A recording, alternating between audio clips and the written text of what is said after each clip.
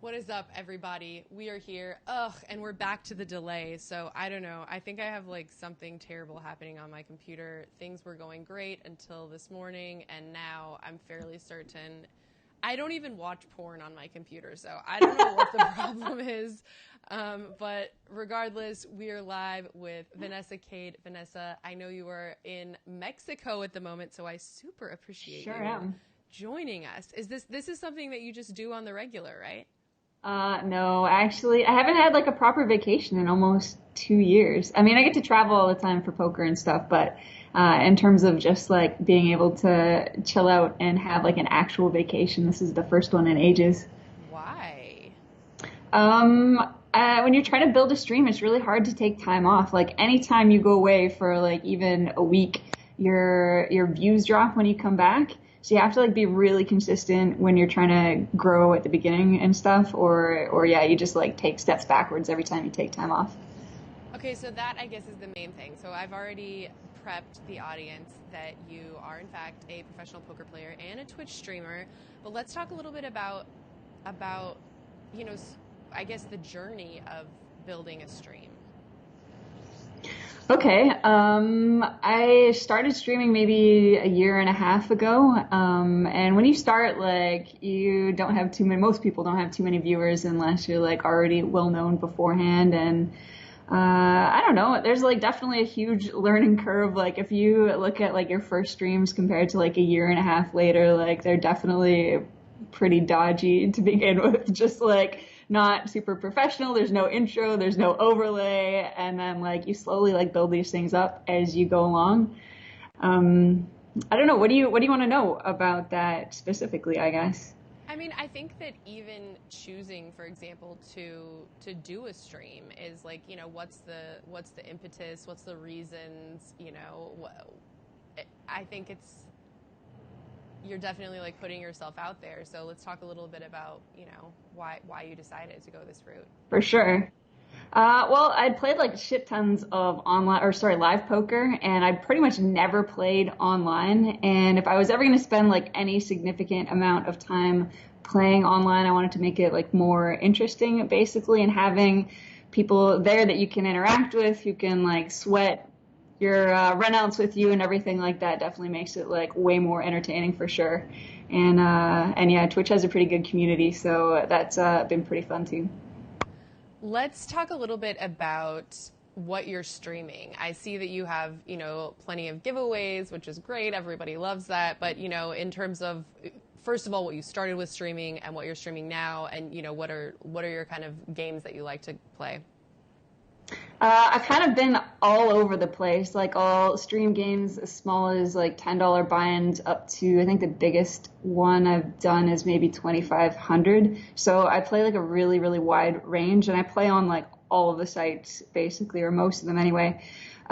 We have like a couple free rolls during the week. There's one on 888 on Thursdays and one on GG Poker on Saturdays that the community can play in. And there's like some bounties and stuff in those as well. And we have home games in the Poker Stars home game club basically every single stream too. And there's one on Friday where you can win like a piece of my Sunday Million action that we have every Friday at 9 p.m. Eastern. So all of those things, the free rolls on Thursday, the game in the where you can win a piece of the Sunday Million on Friday, and the free roll on Saturday, they're all at 9 p.m. Eastern, so it's like the same every day basically. And then other than that, mostly MTTs. I haven't played too much cash on the stream just because it's easier for people to like see how you're playing and sit down at the table and stuff. So it's not something I've really experimented with, but there are some streamers who definitely do that as well. Well, of course, I have plenty of my own questions for you, but we also have some questions coming from the chat. Johnny Barfield wants to know, where did the onesie concept originate from?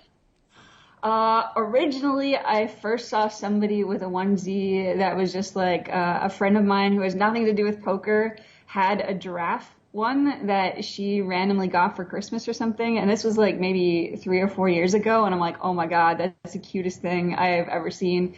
And so I immediately like asked her where they got it. And like, that's the first one I ever got, was also the same giraffe that she had. And then you kind of get addicted to them, honestly. After that, I was like, well, now I need a shark, obviously, so I can go wear that playing poker. And then I got the shark was the second one. And now we have there's 12. So for a while, maybe more than that. For a while, every time I cashed or I was up more than $1,500 in a day, I was allowed to buy a onesie. Basically, that was the deal, and we'd shop for it on the stream and pick one out. Well, I noticed a lot of narwhal hype on your Twitter in the last little while, and I, for one, am a huge narwhal fan. So is that where that came from? Did you find a narwhal onesie, or is this a totally different story? I found a narwhal onesie, but the reason narwhal shows up a lot is because narwhal is the one that drinks. Narwhal and the flying squirrel are the ones that get drunk the most. I don't know how that evolved exactly, except that there are some funny clips of narwhal being inappropriate, basically. So I kind of just decided to stick with that. So of course it makes sense that I'm loving the narwhal. Just instinctively, I know those are my people, those are my creatures. So I guess there's tons more.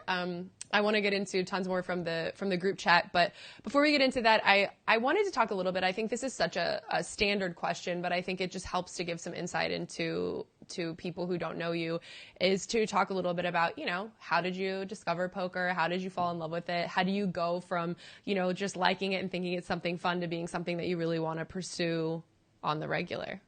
You bet.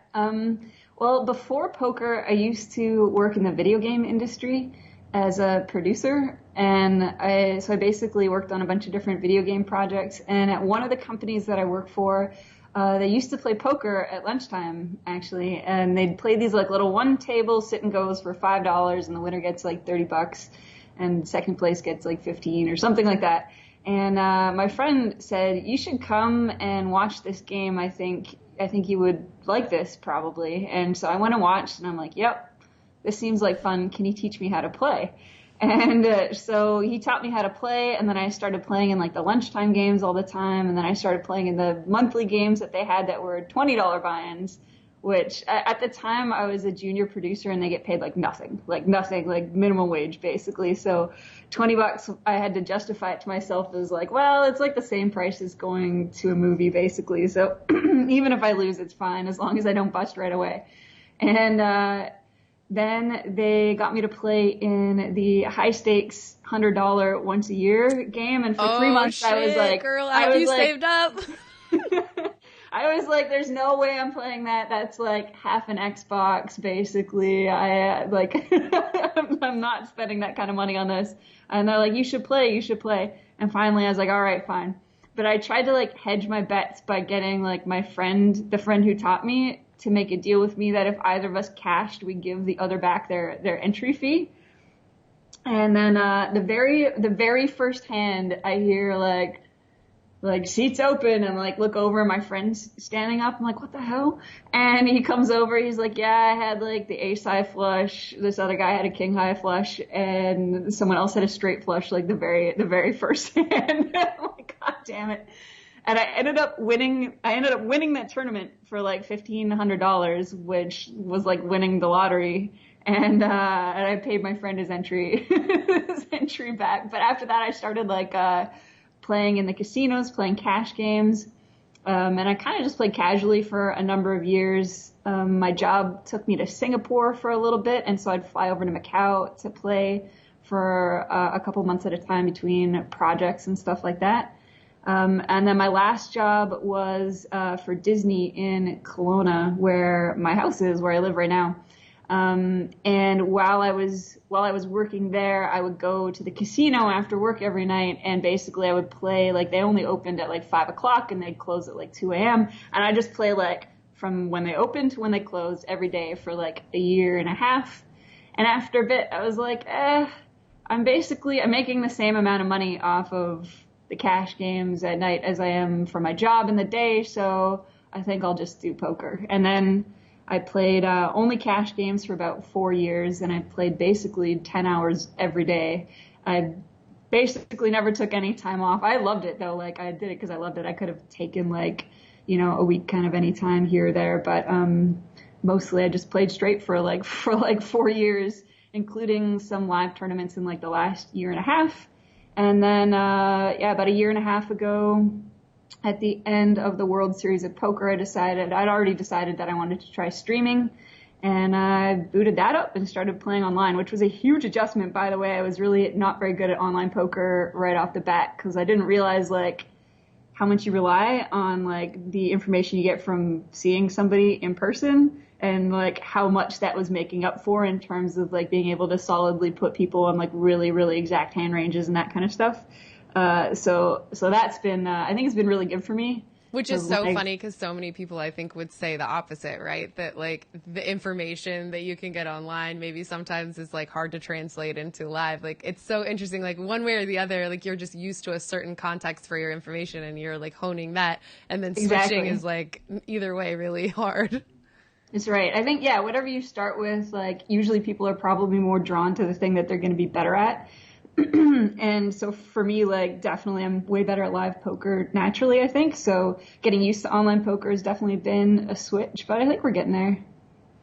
Well, I think that, I mean, there's a couple things that I definitely want to just bring up. So coming from a video game background is super interesting because I think, like, everybody can see that the sort of esports world and really, like, you know, without being, like, ridiculous, but let's be real, like, being a woman in the video game space is more unusual and I think really cool. So actually to come from the video games, like, space originally, but then to ultimately decide to stream poker, I think has, like, a really different kind of storyline or something. Like, what made you decide that poker is what you wanted to stream instead of, say, like, oh, maybe I'm gonna, like, actually try to play video games and, like, stream those? I think because I thought about what, like, the ideal life is for me, and I think what I'd really like to end up doing is spending about half of the time traveling to live events and stuff and half the time streaming from home. And so the only way that is going to come about basically is by starting to stream and getting that ramped up. And then, like, this year, I think the goal for me is going to be to try to, like the last year and a half, I basically played, like, no live tournaments. So I kind of want to get back into playing, like, at least maybe one every other month or something like that, like a series that I go to. So this, like, year, such as the World Series? Such as the World Series, yeah. Yay! I haven't actually figured out, like, which weeks I'm going to go or if I'll go for the whole thing or anything yet. I have to actually figure that out this week. So I'll be figuring out what parts I'll go for at least, but some part of it for sure, yeah. Okay, well, for sure, if you're there, we're going to do some video together. Something, we'll figure it all out. And I'm not ignoring you guys. I promise I'm coming back to the chat. There's, like, 3 or 4 questions in there that I think are super good that we need to get to. But I wanted to ask you just one other question before I forget is, I saw that you posted, this is why I initially was like, oh, this seems like somebody who's kind of, like, on a journey or exploring something different, is that you posted, like, what was just FYI, like, a really stunning, really sexy picture, but not, like, overly crazy or anything, and just saying, like, hey, this is the first time that I've felt great in a bikini in years, and, you know, like, I'm putting it out there, and I really appreciated that. I've, of course, gone, like, back and forth in my weight, like, many times and gone through lots of different things, and just the key of just when you feel great is not even always necessarily, like, when you're at your best weight or your whatever, but I just wanted to talk a little bit about, you know, what's the impetus or what's been your journey to where you are now feeling great in your own body. Well, it used to be, I was always heavier when I was younger, growing up and everything. I had, like, an undiagnosed thyroid problem for a lot of my teenage years. And actually, this is something that, like, my dad was like, maybe he's going to come off sounding really bad here, but, he thought that it was really important for women basically to be pretty, and since I was overweight, I got a lot of flack about that basically. Like, he would make comments a lot of times, like, I remember there's this, like, one time we were sitting in a car when we were waiting for, like, someone to finish, like, manually washing their car in front of us, and one of the, like, do-it-yourself ones, and it was, like, a more overweight lady. And anytime there was someone like that inconveniencing him in any way, he would be like, come on, tubby, or whatever. Like, he'd have some, like, derogatory remark. And so, like, that, like, the weight stuff has always been, like, an issue for me basically my whole life. And I've always felt like shitty about how I looked and everything, and like not, felt like I looked like healthy or ideal or any of that. And it bugged me that it bugged me, actually, is another thing where I was just like, why should this even matter? Like, it's not a big deal or anything. So I guess like I spent a lot of years just rebelling against the idea that I had to conform to any of that. My dad passed away maybe 5 or 6 years ago. And since then I kind of like have slowly, instead of like framing any of my ideas around like what he kind of ingrained in us, asking myself like, what do I actually want for myself? And what that is to like be healthy and feel good about myself and whatever. So I've tried to put like all of that aside basically and just focus on like trying to be healthy, which I've made like a lot of progress in, I'd say, in like the last year or so. And so that was actually, that photo was like the first time I randomly one day, we'd been doing this challenge. I guess this is like another topic.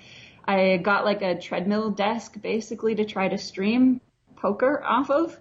And I had turned it into this idea that I was trying to make a prop bet, but like nobody took the action on, so we're not doing it anymore. But like the idea was to walk the distance between my house in Kelowna in Canada to the Rio in Las Vegas before the start of the WSOP, which is like 1,886 kilometers. Oh my God. And it worked out, it worked out to being like 17 and a half miles a day or 26.5 kilometers.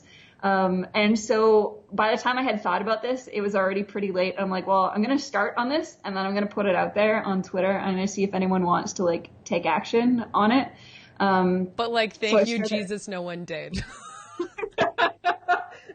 I started doing it and we went maybe like 2 weeks. I did like, maybe a week and a half. I did 400 kilometers though. And my legs and my knees were just like so fucked. Yeah, like you gotta give yourself some rest days sometimes. Like you're doing work, girl. Every like 5th day was a rest day, but it didn't matter. Going from like sedentary to insanity, it was like too much. So it's actually good that nobody took it because for sure I think I was causing like relatively permanent damage. Joints be damned. Having done like a bit of that, like I lost a couple more pounds and I could start to see like definition in things and whatever. And I just, one day I just woke up and I recalled, I don't even know what brought it to my head, but I recalled this bathing suit that I've had that I bought online that was always too small. And I was like, man, I'll probably never fit into that, but it's just always been sitting in the drawer, like taunting me. And so I finally, like, I tried it on. I'm like, holy crap, it fits. And like, oh my God, like I actually feel like I look okay in this. And then so I felt so good. And like, that was the first time in my life I ever remember feeling like actually really satisfied with how I looked, like genuinely. And so I just took a picture and I posted it online. So that's maybe one of the last full bikini pictures that will ever go up there, but I was pretty happy. It was so refreshing for me, especially. It's like I'm like, I don't want to say like bigger. I don't know what the right word is, but it's like I'm not like a super skinny girl or this. Like my husband's a big boy. I like to say like we're like a little thick, but that's can be pretty too. But it's funny because there was a time in my life where I was like super, super skinny and like obsessed with working out and like obsessed with what I ate. And actually that was one of the most unhealthy times for me in my mind. Like I was miserable and like scared and depressed and like all these other weird things. So it is funny, like it's not necessarily always even about like what it looks like. It's about like what it feels like, right? And yes. So when I saw your post instead, it was like you weren't like, oh my gosh, I lost like 50 pounds, or you didn't say anything specifically. You just said like, I feel really good and like I want to post this.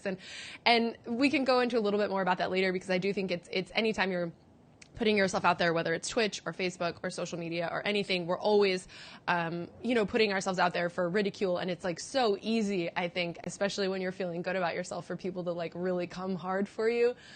So we will get into that too. And I want to ask your thoughts on a couple of things in that light that have been going on in poker lately, but I don't want to ignore everyone. So before we go too far off from the chat, Johnny Barfield, who I do want to say his little icon is wine without food is fine, but food without wine is a disaster. And I have to say, yes, son, I agree. I'm fully on board with you. But he wants to know, sort of reflecting on part of our earlier conversation, do you think that someone can be a decent online MTT player without having a cash game background? Yes, 100%, for sure. Absolutely. Okay, Eric Fawcett, Eric with 2 C's, wants to know if you play PLO. If I play PLO, yes, but not well. Like I might be like break even to slightly winning on PLO. Great, easy. Also, Horst Schnicks-Barlow from Germany wants us to know that Germany's watching and gives us a hug, so I figured we should like give him a little hug back. There you are, my friends. Wunderbar. Hello, Germany. In Germany. Thank you, wunderbar. Okay, Wunderbar. and Wunderbar. Baiku Christian wants to know, what limits are you playing right now in live and online poker? I haven't been playing almost any live poker, but the live poker I've been playing has been at Stones, and I've been mostly playing just 1-2 casually over there for funsies. When I was playing live before, I'd play anything between like 1-2 and 5-10. Yeah, 1-2 and 5-10 mostly, I would say. Great, which is like kind of a big shift, like a dramatic shift, right? Between 1-2 and 5-10, those are like completely different bankrolls and situations. It depends on like where I'm at, because I did like a lot of the casinos in Canada don't have the bigger games, so you have to find like honestly, like some of the rooms that I was playing in anyway, where I was playing the 2-5 to begin with, the 1-2 was actually more profitable and you're actually risking less. So sometimes it doesn't even make sense to play the higher games. So it all depends on like where I was playing at. When I was playing live cash, I would play a decent amount of the time in Calgary, which is mainly the reason that I was staying there, and then about half the year in Las Vegas, maybe a little bit less than that. Kind of all over the place there. Well, you're getting lots of love, by the way, and tons of people say like it's so nice to watch you and watch you play, and many things missed, but this is something that we had talked about briefly, and actually I would argue that for me, especially when I do interviews, like one of the first and most obvious questions is, and I think actually with Twitch, you know, you can like banhammer someone, but I think that it's something worth talking about, and I think it happens probably for men also, but as a woman, I think specifically when you are putting yourself out there in these like social platforms and on videos and YouTube and wherever, it's very easy to get a lot of hate and a lot of and it feels like it goes in waves sometimes, but you know, for someone who's been in this for a couple years, what's your experience been, and you know, what are some of the ways that you try to manage that or deal with that? Well, on Twitch it's a little bit easier because you have moderators that can help you, and it's really easy to just ban somebody. And I will agree with you that it definitely seems to come in waves. Sometimes I think maybe like somebody who gets banned right away decides to troll your channel for the night and makes a couple accounts or whatever. So it can be like the same person coming back as well. The way I try to cope with it, sometimes it does get to you, like 100%. I think like there's a lot of people who are like, oh yeah, there's like, it has no effect. Like, I think after a bit, there's no way to do this indefinitely and have people coming in like night after night saying like shitty things randomly off of like accounts they just made that they know are just going to get burnt and whatever. There's no way to like, you know, if you're already like, let's say you're already having a bad day, you just got sucked out on in like 4 big tournaments and stuff, and like all of your moves are just going wrong and whatever, and then somebody comes in chat and they're a total dick. Like, you can't say it doesn't have any impact. Like, that stuff definitely does affect you. The best thing, I have a couple ways I've tried to cope with it. Obviously, other than banning them immediately, which you just do anyway. But I was actually I was trying to troll them back for a little while. Like, I told the mods to like stop banning people like that, and I'll just like troll them back. So if I'm in the right mood, sometimes that's fun. But otherwise, I literally try to imagine. this is the visual. This is the visual I give myself. A pug that sits down at a computer, and it's got like eyes pointing different directions, and it's like drooling with the crooked tooth sticking out, and like. and it just like follows the channel, and then it's telling itself like, don't do it, boobs, and it like hits enter or whatever. And it's like, whenever somebody says something really shitty, I just imagine like a really dumb looking pug can't help itself typing things into the channel. For whatever reason, that particular visual really helps me. Which might help me too, because I have the exact same. I always say, it's like, I've been doing this for 10 years, and it's like, does it hurt slightly less than it did the first year? Yes. But does it still hurt sometimes? 100%. Like, it's not like anyone is immune. It's like, I'm sure like Jennifer Lopez every now and then just sees something and is like, oh gosh, like hurt my feelings, like it's just gotta happen. And yes, sometimes you have to laugh about the like ridiculous ones. I want to give a shout out to Jesse K, who he says that he wanted to know about your WSOP schedule this summer, but you're right, you are late to the party. And we did kind of discuss it, but basically the discussion was Vanessa's not sure yet. Get up on her Twitter and like we'll know in the next couple weeks, right? Yeah, I'll probably post some action for sale somewhere. I'm not sure where yet, but you should be able to see my whole schedule that way probably.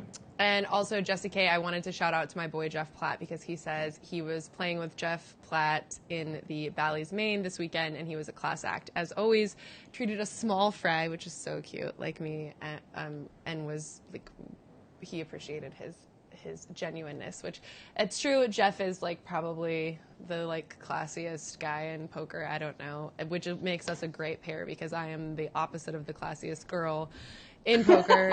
But that brings us to talking. Actually, that's a perfect transition, Jesse. Thank you. So earlier in the podcast, Jeff and I talked quite extensively about the whole Catrific explosion and sort of how the poker space feels about it, or how it's clearly on the social media been reacted to, and her responses. And, as a woman in poker, a streamer, which is not the same thing as a vlogger, but which we also have talked about, it's not the same thing according to the GP Awards. We have now distinctly trying to determine that these are different categories. But what is your take on the whole situation? For the most part, I mean, I guess my view on these kind of things are that I feel like the WSOP will have known, exactly what's up, what transpired, and will have dealt with it in kind of whatever way they need to, including like the details surrounding it and stuff like that. I feel like there's like so much like hate for people on social media, just in general, whether you can argue it's deserved or not deserved or whatever. I tend to err on the side of being compassionate about things, or try to anyway, and forgiving. And so especially this year, I'm trying to like make like for myself, just have like a focus on like not being judgmental about anything or anyone, and just staying out of things that don't have much to do with me. So I don't have that big of an opinion on this. I figure whatever the WSOP decided to do is probably sufficient. And I feel a little bit like, I want to say I feel bad for her, because I think she probably didn't realize the ramifications of what she thought was probably going to be a good YouTube clickbaity video type of thing, which is like, I mean, the kind of video she put out is what I think YouTube does, right? That's like a lot of what they do. And I don't think she necessarily realized like how bad that was going to be. So from that perspective, I definitely feel bad for her. Cause I think if she had a do-over, she might choose differently, maybe across the board. So, I don't know. Aside from that, like, I don't want to, I don't know. I wasn't there, and you can, you're hearing a lot of things, in the comments and stuff like that. And I don't condone anything that would be shady behavior of any sort, but also, I want to try to be forgiving as well. So. We're such women. It's so funny. And we already talked about the whole thing, and my reaction was so very similar, that I think it's like when everyone is like piling in on you, it's really just a hard spot, and that nobody puts out that video knowing that they're going to, get this type of response, and that the YouTube world is different than the poker world. And, it's kind of hard to like when you're making content, I think it's a difficult line sometimes to, this is funny for everyone. I had this moment this morning. Everyone knows I am super into like Dateline and like true crime podcasts and true crime videos and stuff. And I was listening to this podcast this morning that was talking about like Amber Alerts and how important Amber Alerts are and blah, blah, blah. And I remember there was like one year where I hired this girl whose name was Amber, and I was like, let's call your like news segment Amber Alert. And like now I realize how like terrible of a decision that was. But it's like, it's just so hard sometimes when you're making content where you're trying to make things like exciting and like, you know, clickbaity and whatever, but also like erring on the side of still, you know, being like a person of integrity. And it's just it's a hard road to toe for sure. And I'm with you. I just stay off the poker social media in terms of like making decisions or opinions about other people. I actually, to be honest, like I was reading just the replies and the discussion going around on it, and I felt anxious on her behalf, which is like a weird feeling to have, but I just like my stomach was just like uncomfortable reading the whole thing, thinking like, oh. And like, my instinctual reaction was to jump in and be like, I remember being so nervous and unsure playing live poker also, and that is like actually a valid thing, I think, when you like don't understand always, like, and like shaking a little bit in the beginning. And I wanted to jump in on the Twitter space and just be like, well, just to like play devil's advocate, like it's really nerve-wracking to play live poker at first, but then I was like, I'm just gonna stay out of this, like, which is terrible. Yeah. But like I think it's better sometimes. I don't know. I actually was thinking about it like specifically in this context, and I just this morning I came up with an idea, something I think I'm gonna do. Like I noticed like it doesn't really matter what the topic is. It seems like there's something every other week where like there's just like a new target and everybody kind of jumps on the like hate this person bandwagon. Like a couple weeks ago it was or I guess this was a while ago now, but like a good example of something that is like questionable about whether or not he should have gotten any flack over it was I'm sorry, I forget his name, the guy who won the PSPC and didn't tip, and like people got like so upset about that. And I remember reading the comments and I'm like, well, the problem is everybody's judging this guy from their own perspective and experience, but it's true for like all of the things. Like they don't know if like maybe he thought there was a percentage taken for the dealers. Maybe he comes from a culture that doesn't tip. And here's the crazy flip side. One of my girls put out a video about it being like, I don't know, I used to be a dealer and that would really bother me. And I was so shocked. All the comments were like, you stupid American, like you don't know anything about anything. And like they were so mean to her for saying that. And I was just like, it's just this like cesspool of like everyone hating and judging exactly. and like everyone else. Like, it's so hard. It's really exactly. hard. It seems like I felt like, especially on Twitter, it seems like there's just like something like that every week recently. Actually, I think YouTube is even worse. I'm just really not involved in the YouTube world very much at the moment, but I feel like there's a lot of that. And so actually what I was going to do this week, I don't know, this maybe is a lame idea. It's kind of like a half-baked idea, but I do like retweet contests for tickets and stuff sometimes. I thought we'd do like maybe a different contest where like anybody who can go, let's say, a week without saying anything negative. And not only that, but like put at least 2 positive comments on some like poker player's post or something like that. Like 2 comments a day for a week can like get a chance to win $100 or something like that. It's to try to like make it like less pay it shitty. Forward. Let's just like do. And it is crazy. And that's honestly like when I asked you like how do you deal with negative comments? For me, honestly, one of the only ways to deal with negative comments is that there's also positive comments. And it's so crazy. Like I'll see like something really nice and it makes me feel so good. And then I'll see something like really nasty. But if I can just like remind myself of that really nice thing that was there before, it's like really, I think the power of the positive stuff can like overtake the negative stuff. But like we just have to like put it out there, more of it. Yes, girl. Okay. So this is like another interesting side question, and you guys were gonna have to go. I already have her for like 5 minutes longer.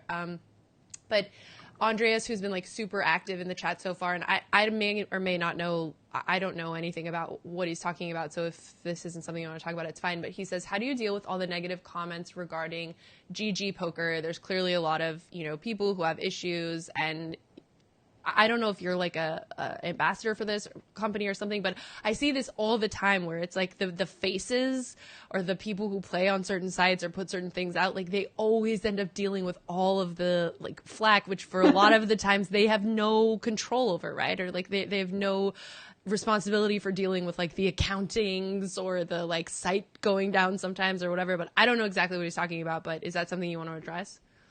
I'm not sure can he elaborate? I'm sorry, I can't see the chat. I tried to bring it up, but I could just see comments. I couldn't see the chat.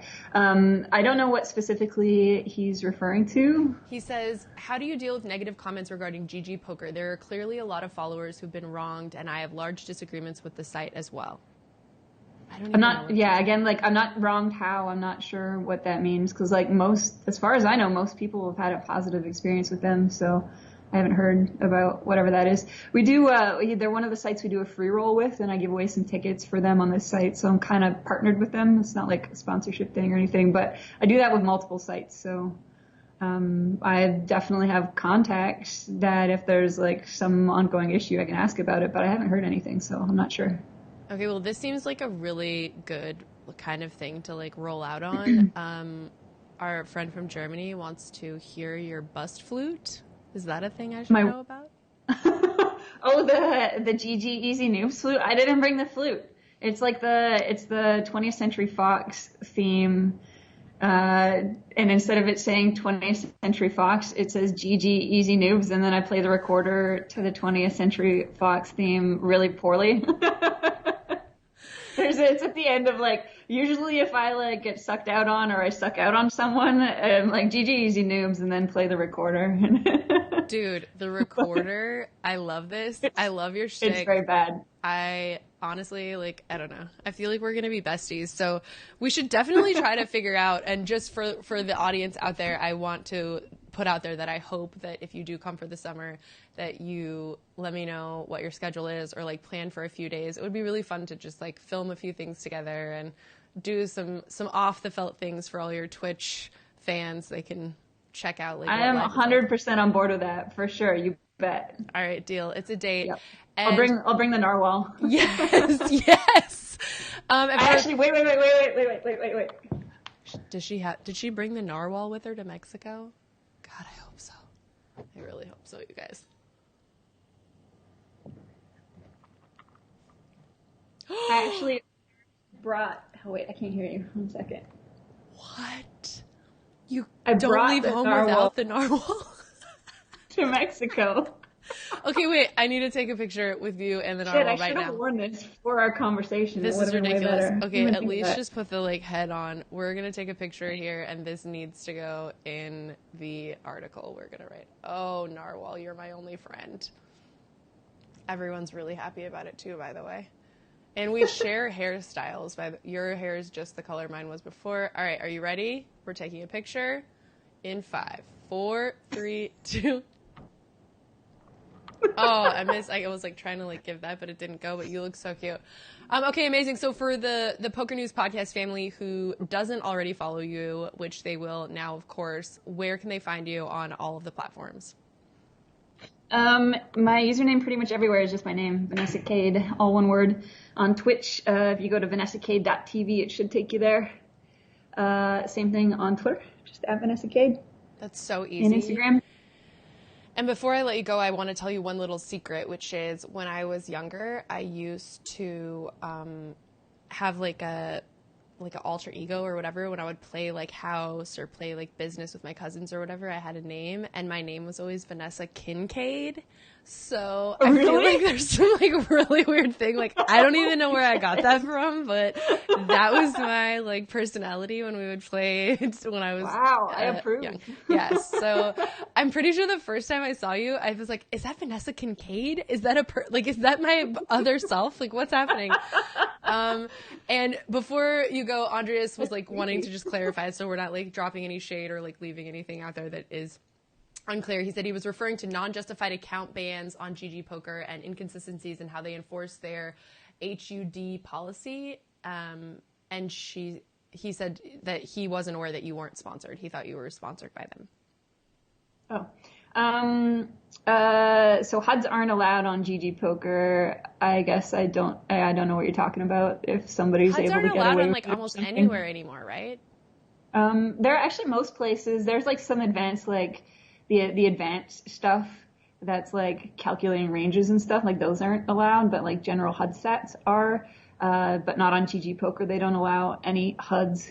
And I don't know about any account bans, so I'm sorry I can't speak to that. Sorry.